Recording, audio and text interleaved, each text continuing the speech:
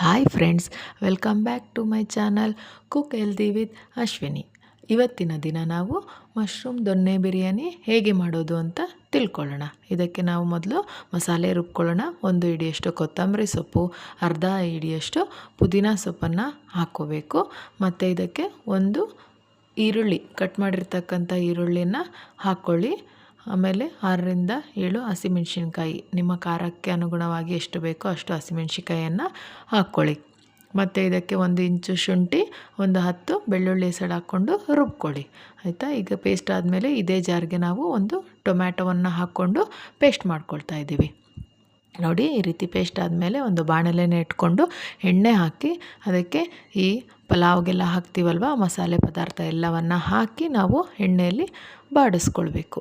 ಮಸಾಲೆ ಪದಾರ್ಥ ಎಣ್ಣೆಯಲ್ಲಿ ಬಾಡಿದ್ರೆ ಅದು ಹಸಿ ಸ್ಮೆಲ್ಲೆಲ್ಲ ಹೋಗುತ್ತೆ. ನಂತರ ಅದಕ್ಕೆ 1 ಈರುಳ್ಳಿನ ಹಾಕ್ಕೊಂಡು ಅದನ್ನು ಚೆನ್ನಾಗಿ ಬಾಡಿಸ್ಕೊಳ್ಳಿ. ಆಯಿತಾ. ಈರುಳ್ಳಿ ಸ್ವಲ್ಪ ಕಲರ್ ಚೇಂಜ್ ಆಗಬೇಕು, ಅಲ್ಲಿವರೆಗೆ ನಾವು ಅದನ್ನು ಬಾಡಿಸ್ಕೊಳ್ಬೇಕಾಗತ್ತೆ. ಈರುಳ್ಳಿ ಎಲ್ಲ ಬೆಂದ ಮೇಲೆ ನಾವು ಇದಕ್ಕೆ ಸ್ವಲ್ಪ ಕಸೂರಿ ಮೇಥಿಯನ್ನಾದರೂ ಹಾಕ್ಕೋಬೋದು. ನಾನಿಲ್ಲಿ ಹಸಿ ಮೆಂತ್ಯ ಸೊಪ್ಪು ಸ್ವಲ್ಪ ಹಾಕ್ಕೊಂಡು ಅದನ್ನು ಚೆನ್ನಾಗಿ ಬಾಡಿಸ್ಕೊಂಡಿದ್ದೀನಿ. ಸ್ವಲ್ಪ ಹಸಿ ವಾಸನೆ ಎಲ್ಲ ಹೋಗೋವರೆಗೂ ಇದನ್ನು ನಾನು ಬಾಡಿಸ್ಕೊಳ್ತಾ ಇದ್ದೀನಿ.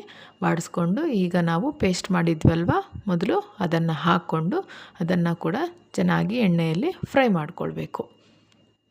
ನೋಡಿ, ಈ ರೀತಿಯಲ್ಲಿ ಚೆನ್ನಾಗಿ ಫ್ರೈ ಮಾಡ್ಕೊಳ್ಳಿ. ಎಣ್ಣೆ ಎಲ್ಲ ಕುದ್ದು ಮೇಲೆ ಬರ್ತಾ ಇದೆ ನೋಡಿ. ಈ ಹಂತದಲ್ಲಿ ನಾವು ಟೊಮ್ಯಾಟೊ ಪೇಸ್ಟನ್ನು ಹಾಕ್ಕೊಂಡು ಅದನ್ನು ಕೂಡ ಚೆನ್ನಾಗಿ ಬಾಡಿಸ್ಕೊಳ್ಳಿ. ಎಲ್ಲ ಹೊಂದ್ಕೋಬೇಕು, ಟೊಮ್ಯಾಟೊ ಪೇಸ್ಟು, ಈರುಳ್ಳಿ ಪೇಸ್ಟು ಎಲ್ಲ. ಈಗ ಇದಕ್ಕೆ ನಾನು ಮೊಸರು ಹಾಕ್ಕೊಳ್ತಾ ಇದ್ದೀನಿ.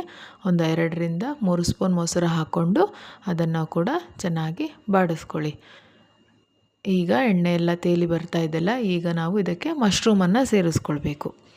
ಕ್ಲೀನ್ ಮಾಡಿರ್ತಕ್ಕಂಥ ಮಶ್ರೂಮ್ ಸ್ವಲ್ಪ ಚೆನ್ನಾಗಿ ತೊಳ್ಕೊಳ್ಳಿ. ಅದ್ರ ಮೇಲೆ ಒಂದು ಲೇಯರ್ ಥರ ಇರುತ್ತೆ, ಅದೆಲ್ಲ ಹೋಗಬೇಕು. ಆ ರೀತಿಯಲ್ಲಿ ಚೆನ್ನಾಗಿ ಕ್ಲೀನ್ ಮಾಡ್ಕೊಳ್ಳಿ. ಉಪ್ಪು ಹಾಕಿ ನೆನೆಸಿಟ್ಟು ಕ್ಲೀನ್ ಮಾಡ್ಕೊಳ್ಳಿ, ಆಗ ಚೆನ್ನಾಗಿ ಕ್ಲೀನ್ ಆಗುತ್ತೆ. ನೋಡಿ, ಮಶ್ರೂಮ್ ಎಲ್ಲ ಚೆನ್ನಾಗಿ ಬೇಯ್ತಾ ಇದೆ, ಸ್ವಲ್ಪ ನೀರು ಬಿಟ್ಕೊಳ್ತಾ ಇದೆ. ಈ ನೀರೆಲ್ಲ ಸ್ವಲ್ಪ ಕಡಿಮೆ ಆಗೋವರೆಗೂ ನಾವು ಚೆನ್ನಾಗಿ ಬೇಯಿಸ್ಕೋಬೇಕು, ಆಗ ಒಳ್ಳೆ ರುಚಿ ಬರುತ್ತೆ.